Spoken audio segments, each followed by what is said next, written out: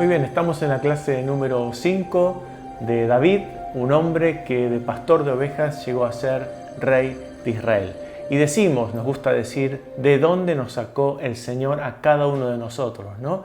Y no importa en las cosas de esta vida, en la tierra, sino realmente nos está sacando el Señor del infierno y nos está llevando al cielo. Así que esa es la comparación que tenemos que hacer, ¿no? Porque los trabajos acá en la tierra son todos nobles si lo hacemos con un corazón para Dios, ¿no? Con honestidad, ¿no? Dentro de la legalidad. Eso Dios lo recibe y podemos bendecir a muchas personas. Pero bueno, es sorprendente cómo Dios lo elige de medio de sus hermanos y todas las cosas que él tiene que vivir, ¿no? Atrás quedaron esa muerte de Goliat, esas grandes victorias con Israel, esa gran popularidad. También toda la persecución de Saúl. Ya Saúl había muerto, ya David estaba reinando, lo vimos en las clases anteriores. Vimos cómo David se acostumbraba a preguntarle al Señor, ¿no? Y esto es una característica que yo tengo presente todos los días, ¿no? Yo le pregunté esto al Señor, ¿puedo involucrar en esto al Señor o es un asunto menor? Y creo que cuanto más nosotros dejemos que Dios intervenga en nuestra vida, más felices vamos a ser, más vamos a entrar nosotros en la voluntad del Señor y no que Él venga a bendecir lo que yo estoy haciendo, ¿no? Yo quiero entrar en el plan de Dios porque su plan es eterno, conmigo, con mi familia y con la iglesia del Señor. Así que nos conviene y mucho servir al Señor a sus formas y a su manera. Pero bueno, hay tiempos que hay que esperar, a veces no se cumple inmediatamente lo que queremos, pero Dios con eso va trabajando en nuestro corazón y así trabajó con David para que llegue a ser un rey conforme a su corazón.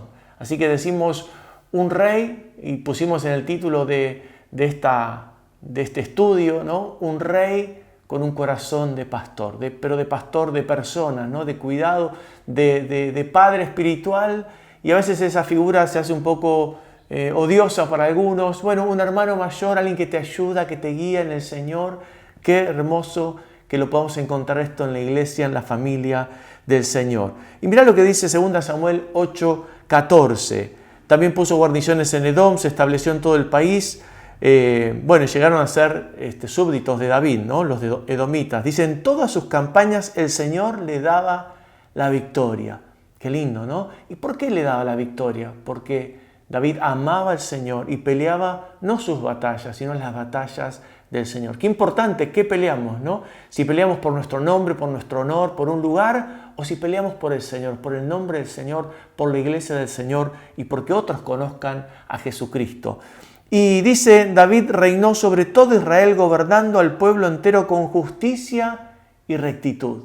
Qué hermoso, ¿no? Que Dios nos dé ese corazón. Y nosotros tenemos que buscar ese corazón, porque Él puso un corazón nuevo en nosotros y tenemos que sacar ese corazón de piedra que tenemos, ¿no? Cada día tenemos que despojarnos de las cosas pecaminosas que en nosotros se quieren levantar. Y David reinó en ese lugar de privilegio sobre todo Israel y lo hizo de esta manera, con justicia y con rectitud, como no aprovechándose del cargo, sino intentando ser de bendición para sus hermanos, intentando ayudar a sus hermanos en todos los asuntos. Y dice, muchos creen que este capítulo 8 de 2 de Samuel como que está antes del 7, que ahora vamos a ver, ¿no? Como en el orden cronológico. A veces la Biblia no va en un orden cronológico. Pero dice, y entonces por eso vamos a retomar 2 Samuel capítulo 7, dice, una vez que el rey David se hubo establecido en su palacio, el Señor le dio descanso de todos sus enemigos que lo rodeaban, ¿no? Que bueno, hay un momento que el Señor ya toma control, ¿no? Parece que a veces estamos peleando y batallando, hay un momento que ya Dios toma control sobre nuestros enemigos.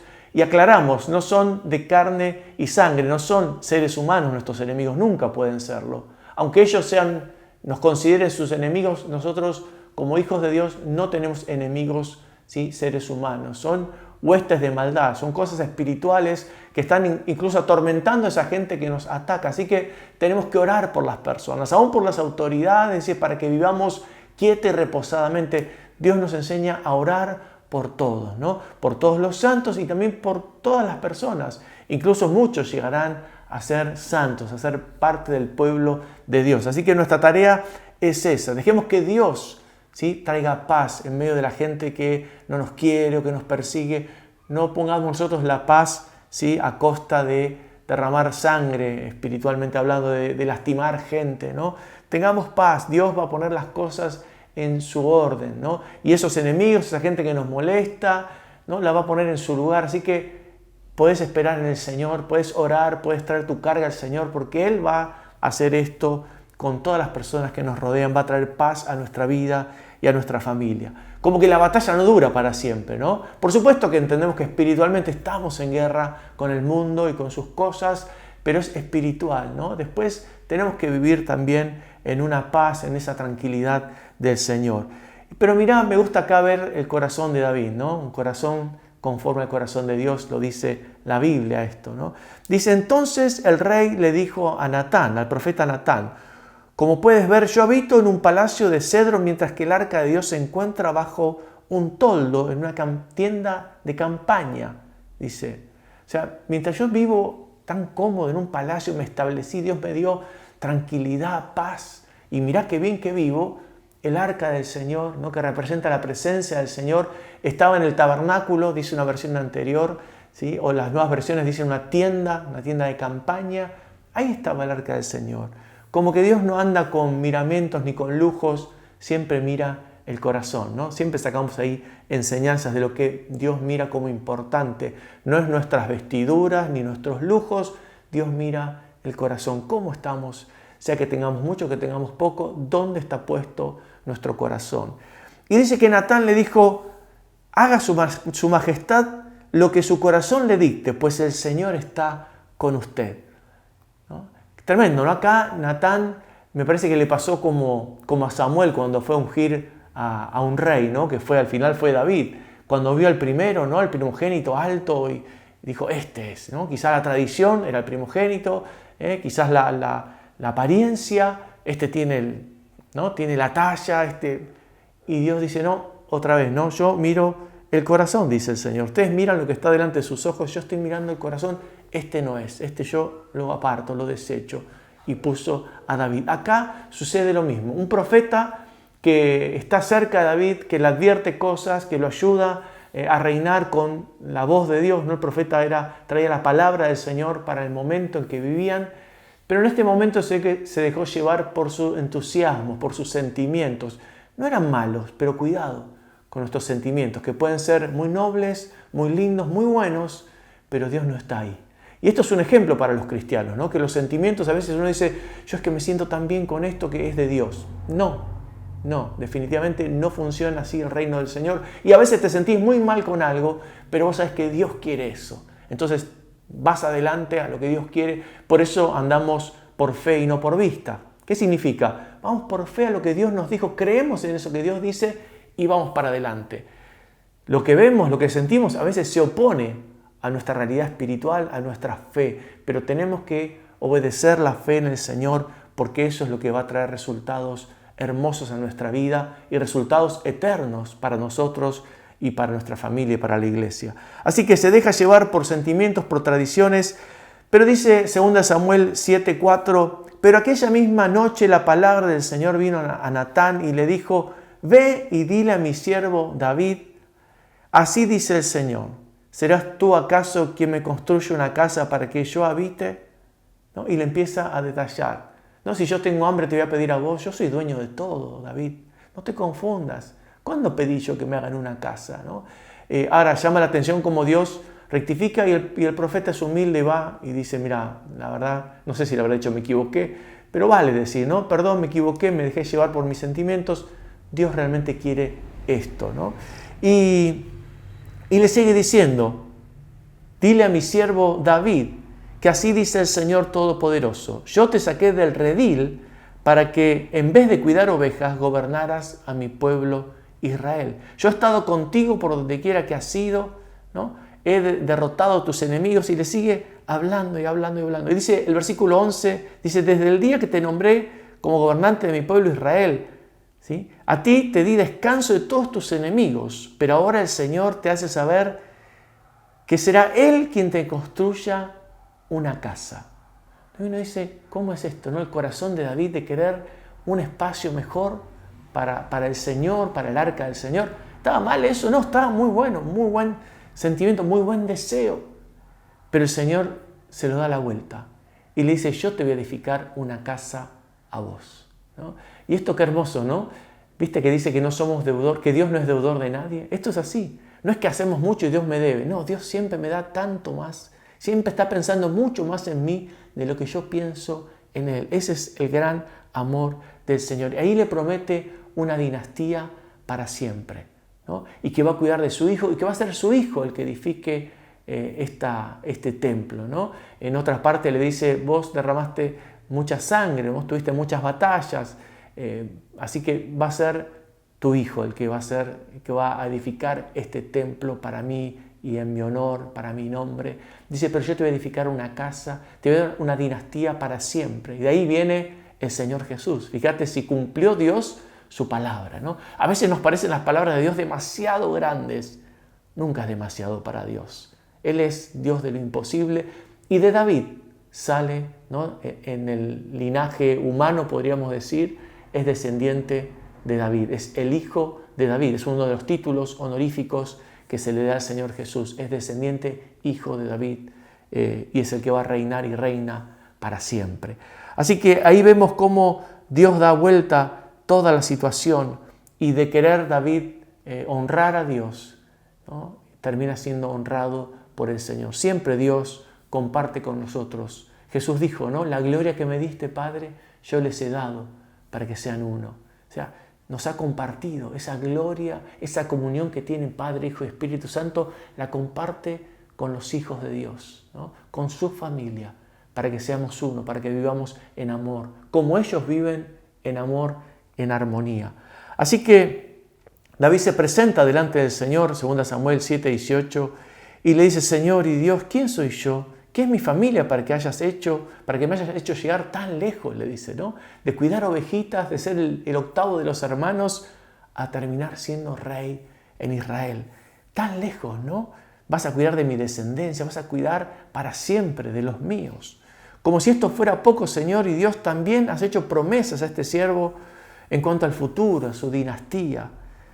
Tal es el plan para con los hombres, Señor y Dios. Ese es el plan de Dios para vos y para mí. Que nadie nos haga creer otra cosa. El plan de Dios con nosotros es que reinemos con el Señor. Dice que vamos a reinar con Cristo. Somos reyes y sacerdotes para Dios el Padre. No importa la situación económica, la dificultad que vivas, aferrate a la palabra de Dios. Vamos a reinar por siempre con Él. Y cada vez Dios me marca más esto, ¿no? A veces las diferencias que vemos aquí en la tierra, y me trae el caso del rico y Lázaro, un hombre pobre, totalmente en la ruina, pero que creyó y terminó en el cielo, sí, en el seno de Abraham, ahí comiendo con Abraham, con los grandes. Eso es lo que nos espera a los hijos de Dios. Así que hay que soportar este tiempo, estas tribulaciones momentáneas, porque nos espera un cielo extraordinario. Por supuesto que queremos estar mejor aquí en la tierra y Dios ha prometido que quiere llevarnos de victoria en victoria, pero hay veces que no, áreas de nuestra vida que no se pueden lograr. Tranquilos, Dios está allí amándonos, cuidándonos y proveyendo un lugar eterno para nosotros en el cielo. Así que ahí está David dándole gracias, ¿no?, al Señor y recordando la bondad del Señor. Dice, has prometido tanta bondad a tu siervo.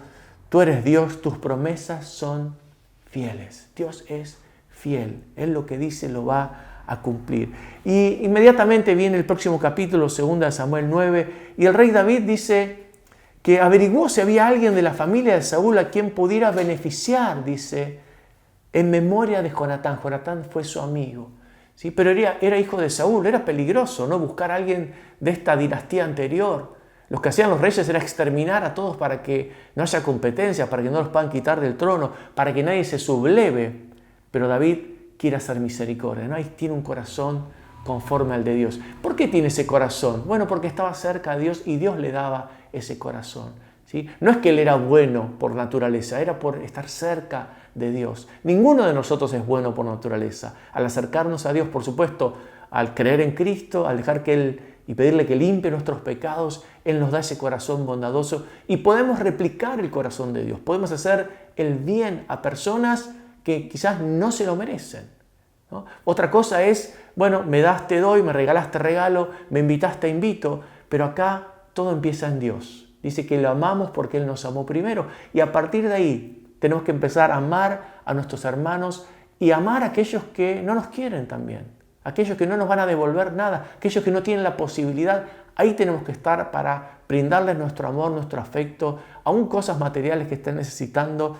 Eso es mostrar el corazón del Señor. Esas son hacer buenas obras, ¿no? ¿Y cuántas buenas obras vemos hoy en día en medio de la iglesia? Algunas muy visibles, ¿no? Que son grandes, y otras tan chiquititas, pero en tantos lugares, tantas lucecitas encendidas, con una llamada, ¿no? Con un alimento, con un medicamento, con una oración, con una contención, de tantas formas que estamos sorprendidos de la iglesia del Señor. Y queremos seguir así, sorprendidos de lo que Dios está haciendo en medio nuestro, que tu trabajo en el Señor, mi trabajo en el Señor, no es en vano. Aunque nadie lo vea, Dios lo va a recompensar. Dios lo está aplaudiendo desde los cielos, y otros son bendecidos con nuestro accionar silencioso. A veces no se puede publicar, ¿no? Porque son cosas que no se pueden contar, y hacemos bien en no contarlas. Pero ahí estamos, ¿no? El pueblo del Señor bendiciendo a uno y a otro, y nos enteramos, ¿no? Quiero ayudar a mi vecino que quizás no conoce al Señor, pero está necesitando.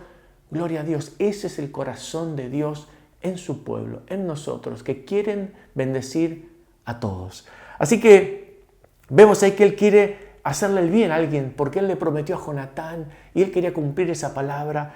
Y le explican que queda un hombre, ¿no? Un hombre que se llama Mefiboset, que es hijo de Jonatán, nieto de Saúl. Y lo manda a buscar, y cuando está, lo traen ahí a su presencia, al palacio, y le dice, 2 Samuel 9:7, no temas, pues en memoria de tu padre Jonatán he decidido beneficiarte.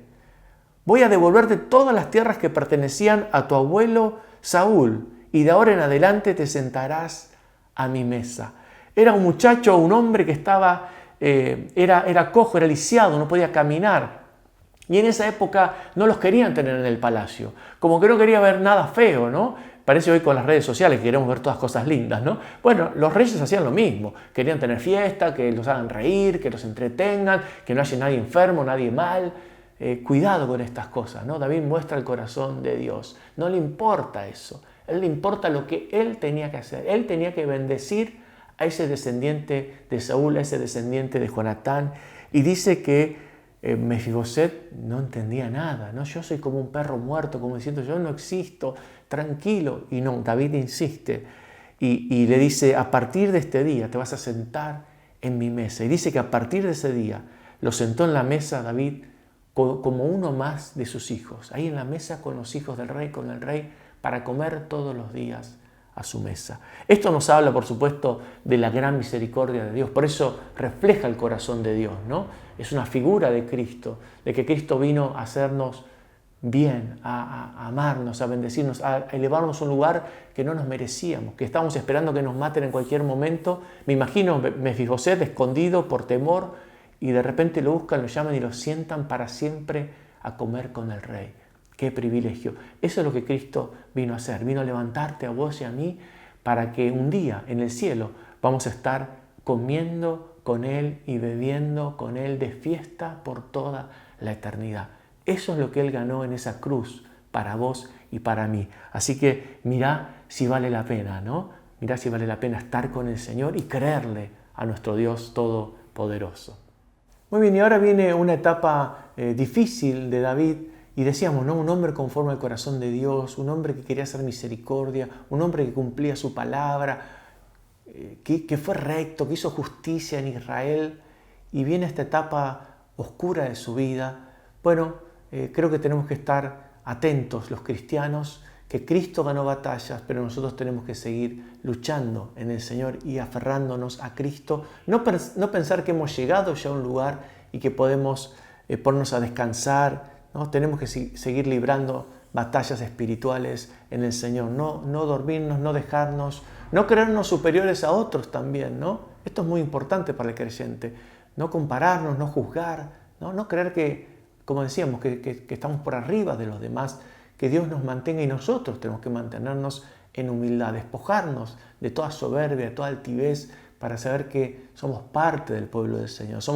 Todos somos el rebaño del Señor, no hay nadie que esté por arriba. Y mira lo que sucede en 2 Samuel 11:1. Dice en la primavera, que era la época en que los reyes salían de campaña, David mandó a Joab con la guardia real y con todo el ejército de Israel, dice, para que aniquilara a los amonitas y sitiara la ciudad de Rabá. Pero David se quedó en Jerusalén. Una tarde, al levantarse David de la cama, comenzó a pasearse por la azotea del palacio y desde allí vio una mujer que se estaba bañando. La mujer era sumamente hermosa, por lo que David mandó que averiguaran quién era. Y le informaron, se trata de Betsabé, la hija de Eliam y esposa de Urías hitita. Entonces David ordenó que la llevaran a su presencia. Y cuando Betsabé llegó, él se acostó con ella. Después de eso, ella volvió a su casa. Hacía poco que Betsabé se había purificado de su menstruación, así que quedó embarazada y se lo hizo saber a David. Y uno dice, ¿qué me perdí, no? Bueno, es la historia del pueblo de Dios, que hoy llamamos la iglesia del Señor. Es la historia nuestra, por eso no tenemos que escandalizarnos y Dios deja estos registros para que veamos hasta los hombres más lindos que compusieron las melodías, los salmos más hermosos, que tuvieron un corazón ahí apasionado por Dios, que soportaron tantas cosas, que cumplieron los mandamientos del Señor, tuvieron esos lapsos terribles de pecado. Y uno dice, ¿dónde empezó a caer David? ¿Qué pasó? Y bueno, lo que primero vemos y nos marca la Biblia es que en la época que los reyes salen a campaña, ¿sí?, a pelear, David, dice, se queda en el palacio. Ahora, ¿por qué David no fue a pelear? ¿Que era muy viejito? No, no era muy viejito. Muchos dicen que tendría unos 50 años. Yo tengo 52, así que no era viejito. No era viejito. Tenía todas las fuerzas todavía para estar en batalla. Otros dicen, lo comparan a un episodio que habían tenido, algunos lo relatan como que fue anterior a esto, que en una batalla se cayó, estaba cansado y casi un gigante lo mata y ahí su primo, uno de los valientes, lo salva y le dijeron, vas a hacer que se apague la lámpara en Israel, David, quédate. Puede ser que le hayan dicho, David, quédate, ya peleaste mucho, ahora es tiempo de descansar. Cuidado con estas cosas. Yo entiendo que vamos cumpliendo una edad, vamos creciendo y hay que dar lugar a los jóvenes, ¿sí?, a otros en la iglesia. Nosotros lo podemos disfrutar, ¿no?, con nuestros pastores jóvenes, con otros jóvenes que están sirviendo y trabajando. Esto nos da mucha alegría porque hacen cosas que nosotros quizás no podemos hacer, no tenemos las mismas fuerzas, o nosotros podemos dedicarnos ahora a hacer otra parte del reino del Señor. Eso es bueno, pero no quedar inactivos, ¿no? Ya no hacer más nada. Ya llegué y me quedo a descansar. David, uno dice, ¿cuándo empezó a caer, no? ¿Cuándo empezó? ¿Por qué decidió quedarse cuando no tenía que quedarse? Cuando nunca se había quedado aparentemente. Y desde que él estaba ahí durmiendo, descansando, ocioso, nos habla ahí de no estar ocioso, es muy peligroso estar ociosos, ¿no? Así que si estamos ociosos tenemos que buscar al Señor, tenemos que ponernos a leer la Biblia, tenemos que ponernos a llamar a un hermano y cuando podamos visitar, cuando Dios nos permite las leyes, visitarnos y estar activos en el Señor. No podemos quedarnos a disfrutar, ¿no?, y a pensar en soledad. Eso nos derriba, ¿no? Y David vio a esa mujer que se estaba bañando y uno piensa, ¿no?, ¿cómo puede ser que desde ese lugar la vio? Si ella se dejó ver o no. Bueno, acá hay tantas conjeturas que no podemos entrar, no estuvimos ahí, no lo dice la Biblia, pero resulta que él siguió con eso. No solamente ya pecó en su corazón mirando y siguió pensando, bueno, ¿cómo hago para estar con ella? Pero le dijeron, mirá que está casada, está casada con uno de tus valientes que está en la batalla ahora. Está peleando, vos estás acá descansando, él está peleando. Cuidado con estas cosas, ¿no? Y él arremete con todo, la hace venir y tiene relaciones con ella y queda embarazada. Terrible momento, ¿no? Se ve que nadie lo pudo parar, o nadie pudo parar al rey, ¿no?, que se le nubló la vista y quiso ir a eso y hacerlo y cometer ese gran pecado contra el Señor. Y claro, es tremendo cuando nos alejamos del Señor y uno dice, pero ¿cuándo se fue al mundo David? Bueno, uno se aleja en su corazón del Señor, no hace falta irse. Quizá nadie se da cuenta, pero uno se aleja del Señor con sus pensamientos, con sus actitudes, con sus palabras, con sus amistades. Cuidado, no tenemos que aislarnos de la gente, pero sí aislar el corazón de lo malo, nuestro y lo malo de otros, por supuesto. Primero de nuestras propias cosas, ¿no? Dice Jesús, de ahí salen, ¿no? De lo profundo del corazón salen los homicidios, los adulterios. El problema lo tienen adentro, dice Jesús, ¿no? Entonces, qué importante era acá Qué importante era que alguien lo pueda parar, pero evidentemente no pudieron. Él arremete.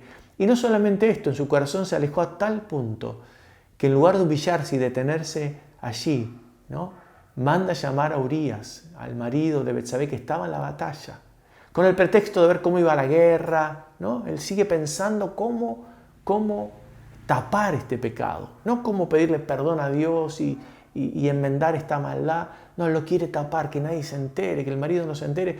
Lo hace llamar y come con él y lo manda a su casa, anda a dormir, anda a descansar. Al otro día se enteran que Urías, fiel soldado, se quedó durmiendo con la guardia del rey. Y lo manda a llamar a David. ¿No te dije que vayas a dormir y descansar a tu casa? Dice, ¿cómo voy a estar yo descansando? Y viene mi casa con mi esposa, dice, y los soldados del rey están allí a la intemperie luchando las batallas del Señor. No, yo no puedo hacer una cosa así. David lo llama otra vez, le da de beber vino hasta que lo emborracha. Y así todo, borracho y todo, él no se va a su casa, se queda con la guardia durmiendo y David entiende que era un hombre fiel, que iba a cumplir la palabra que había dicho. Así que mira lo que hace David. Tampoco eso lo conmovió, tampoco. Fíjate, cuando nos endurecemos, cuando nos alejamos del Señor, ¿no?, aunque nadie se dé cuenta, nos ponemos tan malos que ni siquiera eso lo movió a misericordia, ver un hombre fiel a él y a Dios. ¿Y qué dijo? Le dio una cartita para que se la dé al general, a Joab. Él dijo, ponerlo al frente de la batalla y se retiran un poquito para que lo maten.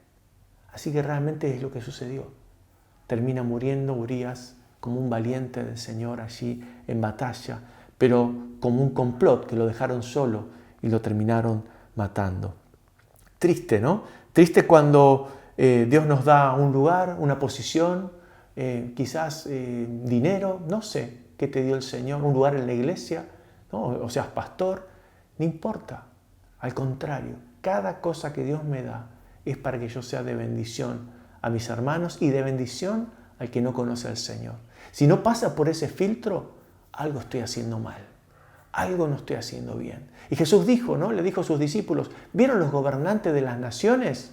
Jesús hablaba de todos los reinos de la tierra, ¿no? Los conoce muy bien, Él es Dios. Ellos, dice, se enseñorean de la gente. ¿Qué quiere decir? Se aprovechan, llegan a un lugar para aprovechar, ¿no? Habrá alguno que no lo haga tan así, pero la regla general es esa, ¿no? Y no estamos juzgando, no nos toca, digo las palabras de Jesús, que a nadie se le dispare otro pensamiento, ¿no? Pero son las palabras, Jesús conoce el corazón del ser humano. Dice, ahora entre ustedes, entre mis discípulos, entre los hijos de Dios, no va a ser lo mismo. El mayor va a servir al menor. Y qué lindo cuando yo veo hermanos en la iglesia crecidos o con una posición espiritual o económica que están pendientes de ver cómo ayuda a uno y a otro. A mí eso me habla de un ejemplo hermoso y del corazón del Señor, ¿no?, en medio de su pueblo. Y yo aprendo también, aprendo de mi Señor, aprendo de las Escrituras, pero aprendo también de cómo mis hermanos ponen en práctica esa palabra del Señor. Cuando veo esos corazones, ¿no?, trabajando y brindándose por el bien del otro, cuando podrían estar disfrutando quizás, no están obligados a hacerlo. Y allí dice que pasa un tiempo, algunos dicen que pasa un año, entre que queda embarazada y nace este hijo que tiene con Betsabé y la muerte también del esposo, del que era esposo de Betsabé, de Urías. Y dice 2 Samuel 12:1, el Señor envió a Natán para que hablara con David. Dice, cuando este profeta se presentó ante David, le dijo, 2 hombres vivían en un pueblo. El uno era rico y el otro pobre. El rico tenía muchísimas ovejas y vacas. En cambio, el pobre no tenía más que una sola ovejita que él mismo había comprado y criado. La ovejita creció con él, dice, con sus hijos, comía de su plato, bebía de su vaso y dormía en su regazo. Era para ese hombre como su propia hija. Pero sucedió que un viajero llegó de visita a casa del hombre rico. Y como éste no quería matar ninguna de sus ovejas o vacas para darle de comer al huésped, le quitó al hombre pobre su única ovejita. Tan grande fue el enojo de David contra aquel hombre que le respondió a Natán, tan cierto como el Señor vive, que hizo que este hombre, dice, merece la muerte.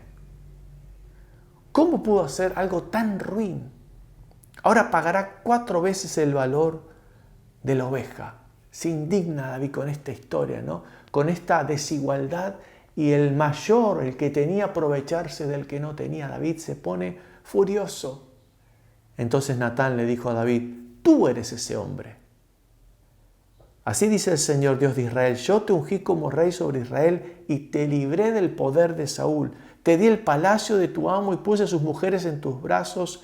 También te permití gobernar sobre Israel y Judá, y por si esto hubiese sido poco, te habría dado mucho más.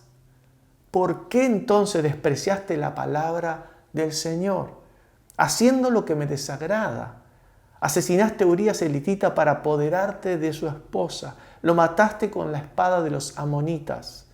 Por eso la espada jamás se apartará de tu familia, pues me despreciaste al tomar la esposa de Urías elitita y hacerla tu mujer. Tremendo, ¿no? Ahora, ¿cómo nos marca esto? No es para juzgar a David. Dios no quiere que estemos juzgando a sus siervos, pero sí que miremos y nos miremos reflejados, ¿no? Nuestros corazones, porque para eso es la Biblia. Algunos leen y miran y dicen: ¿cómo puede ser que haya hecho esto? ¿O cómo puede ser que Pedro negó al Señor? Tranquilos, hermanos, vamos a ver cómo nos va a nosotros, ¿no? Están puestas estas cosas para que nosotros prestemos atención, ¿no? Y no nos suceda lo mismo. Es para eso la Biblia, no es para juzgarlos a ellos. Es para que Dios nos muestre nuestro propio corazón, y que si no estamos atentos a su palabra, a la voz del Señor, vamos a hacer lo mismo. Es más, vamos a hacer todas esas, todas juntas. Así que no nos demos de superados, sino que humillémonos delante del Señor y pidámosle que Él nos ayude a escuchar su voz y a ponerla en práctica. ¿Para qué? Para que nos vaya bien, para no cometer estos errores que marcan nuestra vida y marcan nuestra familia. David se endurece a tal punto, venía tan endurecido, que cuando escucha la historia de una persona rica y uno pobre, y que le saca su única ovejita, ¿no? La historia, como se la presenta el profeta Natán, es magistral. David entró, decimos en Argentina, como un caballo, ¿no? Entró como un elefante en un bazar, ¿no? Rompiendo todo. Y le dijeron: escúchame, David, vos sos ese hombre. Vos hiciste un gran daño. Vos realmente hiciste peor que matar la ovejita de una persona pobre. Le quitaste a su esposa y lo hiciste matar. Fuerte, ¿no? Fuerte porque contrasta con lo que es David. Pero bueno, Dios no maquilla a sus hombres. Dios no nos fabrica una historia con una leyenda, como hacemos a veces en nuestros países. Creamos algún prócer y era perfecto, era casi un ángel de Dios, ¿no? No, nos muestra sus cosas. ¿Para qué? Otra vez, para que nosotros aprendamos y podamos vivir mejor, ¿no? Podamos vivir de sus experiencias, de las buenas, y podamos evitar sus malas acciones, sus pecados delante del Señor. Ahora, lo terrible de esta historia, ¿no? La espada del Señor nos iba a apartar de su casa nunca más. Y vemos que le suceden un montón de cosas muy tristes a David, ¿sí? Casi hasta el final de sus días. Qué pena, ¿no? Qué pena, y yo me miro y tiemblo delante del Señor, ¿no? Digo: Señor, ayúdame, porque tampoco llegué a ningún lado. Ayúdame a no caer, ¿no? El que esté firme, dice, mire que no caiga. O sea, estemos atentos, ¿sí? O sea, no pensemos que ya está, que a mí no me va a pasar, yo nunca caí en tal cosa o en tal otra. No estamos superados en ninguno de los asuntos, y es importante que lo sepamos con humildad delante del Señor y digamos: Señor, vos me rescataste. Yo digo, vos me rescataste antes de haber caído. Yo te doy gracias, Señor. De cuántas cosas me libraste, porque si no, no sé si me podría haber levantado. Por supuesto, el Señor nos puede levantar, y si es tu condición, Dios te quiere levantar. Esta palabra no es para condenarte, ¿no? Es para que te levantes, pero si alguien está maquinando el mal, que salga corriendo. Dice que huyamos de la tentación, que le pidamos al Señor: Señor, auxilio, ayúdame. Algún hermano en la iglesia que te ayude, oren juntos. No dejes que el enemigo te arrastre, o no dejes que tu propia naturaleza pecaminosa, tus pasiones te lleven a eso, que después, aunque Dios te perdone, va a quedar una mancha tan triste en tu vida y una consecuencia, ¿no? Muchas veces Dios, siempre que le pedimos perdón, Dios limpia nuestro pecado, pero muchas veces las consecuencias no las podemos evitar. Por eso tenemos que cuidarnos, primero para no ofender a Dios, y segundo por las consecuencias que quedan. Ahora David dice que se humilla delante del Señor. Ahí el Salmo 51 es tremendo cómo se humilla. Dice: Señor, quita, borra mis maldades, mis rebeliones, ¿no? Y reconozco que he pecado Él se humilla a un punto tremendo, que es un ejemplo para nosotros, ¿no? Y le pide, Señor, renueva, pon un espíritu nuevo dentro de mí, ¿no? Dirigí mis pasos, enderezame, no puedo vivir más así. Y esto es importante, ¿no? No frente a un pecado que quizás a nosotros nos parezca grave hacerlo y otros pecaditos, ¿no? Como que son menores, una mentirita. No, cada pecado, cuando yo sé que está mal, Señor, perdóname, esto está mal, te pido perdón. Y Dios nos escucha. Dios nos escucha y nos limpia y nos libra de volver a caer en ese pecado. Si no, seguimos repitiéndolo y ya nos acostumbramos, ¿no? Como el que miente y ya ni se da cuenta y se olvidó de lo que mintió y tiene que seguir fabricando y se olvidó que la mentira era para otro lado. Qué triste, ¿no?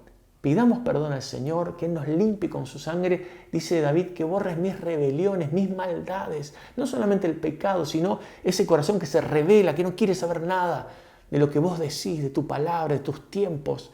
Señor, te pido auxilio. Así que reconoce que había pecado y si podés leer el Salmo 51, te va a ser de bendición. Lo vas a leer quizás diferente ahora, cuando veas desde dónde nace, desde qué corazón. No es desde el escritorio, una linda poesía, es desde su corazón, de lo que estaba viviendo, experimentando el dolor. El Salmo 32 habla, cuando callé mis huesos envejecieron. Muchos dicen que era de esta misma época, ¿no? Que este año y pico que estuvo, él no podía buscar a Dios, no podía alabar, no podía estar en esa comunión con el Señor. ¡Qué triste! Dios quiere que tengamos una comunión con Él. Por eso envió a Jesús a morir a esa cruz por nosotros, para que fuese hecho pecado por nosotros, ¿no? El que no cometió pecado por nosotros fue hecho pecado. Fue trasladado nuestro pecado hacia la cruz.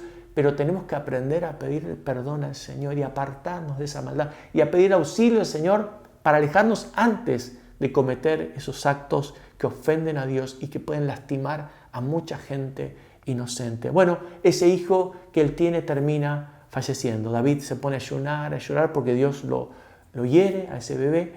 Y David ayuna y ora y nadie le podía hablar. Estaba ahí que no quería comer, angustiado. Y al final muere y David se levanta, come. Los siervos no entendían nada, pero David dice, yo no puedo ir a él, ¿no? Él no puede venir a mí, yo iré a él, como diciendo, ya no lo puedo traer. Hice todo lo que podía, ¿no? Y entra a adorar al Señor y se pone a cuenta allí con el Señor. Una de las consecuencias, después vamos a ver las otras, es la muerte de su hijo. Te dejo para que reflexiones, ¿no? Te dejo allí para que estés pensando lo que Dios quiere para tu vida. En lugar de mirar al otro, que mires lo que Dios quiere con tu vida y te pongas a cuenta con Dios, que es lo más hermoso que nos puede pasar. Que el Señor te bendiga. Antes de hablar, tú hablaste por mí. Has sido tan bueno para mí. Antes de respirar, sopló tu aliento en mí.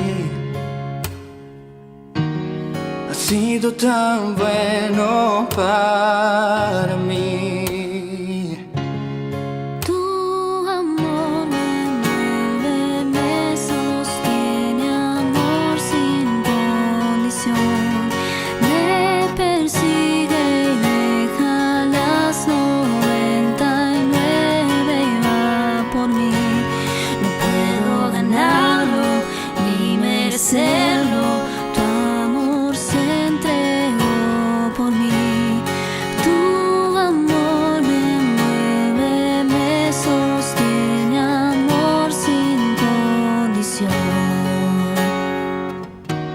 Peleaste por mí cuando me alejé.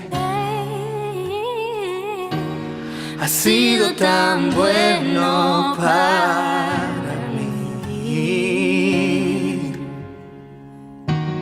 Pagaste por mí cuando perdí el valor. Has sido tan bueno para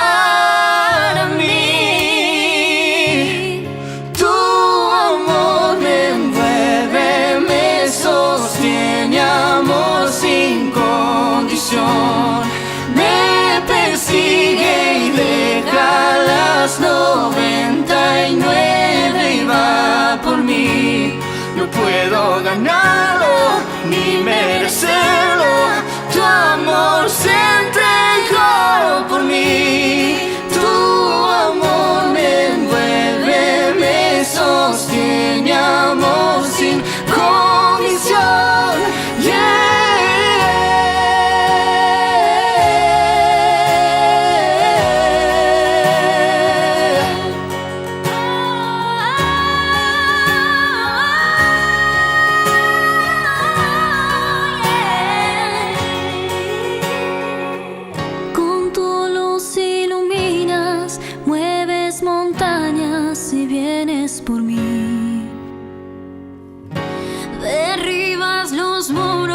destruyes mentiras y vienes por mí. Con tu luz iluminas, mueves montañas si vienes por mí. Derribas los muros, destruyes mentiras y vienes por mí. Tu amor me envuelve, me sostiene, amor sin condición. Me persigue y deja las 99 y va por mí. No puedo ganarlo ni merecerlo. Tu amor se entregó por mí. Oh, tu amor me envuelve, me sostiene, amor sin condición.